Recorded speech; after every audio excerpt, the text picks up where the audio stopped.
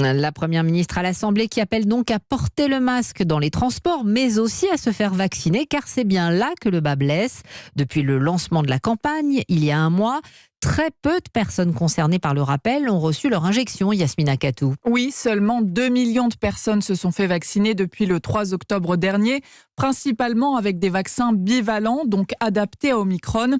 Cela représente à peine plus de 9% des plus de 80 ans et 7,2% des 60-79 ans. Mais il faut rappeler que toutes les personnes éligibles pour ce rappel doivent attendre un certain délai avant de recevoir une nouvelle dose. 3 mois pour les plus de 80 ans et les immunodéprimés ou 3 mois après une dernière infection. Le reste de la population peut tendre le bras 6 mois après la dernière piqûre.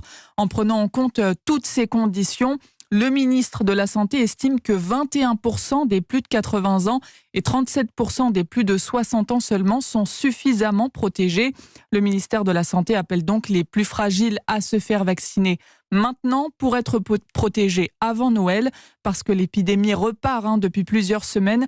Il y a en moyenne 914 nouvelles hospitalisations chaque jour, 87 admissions quotidiennes en soins critiques, soit une hausse de 22% en 7 jours. Et Yasmina Katou, spécialiste santé d'Europe 1, pas d'affluence non plus pour se faire vacciner contre la grippe. La campagne a débuté le 18 octobre et les chiffres sont en baisse de 13% par rapport à l'an dernier.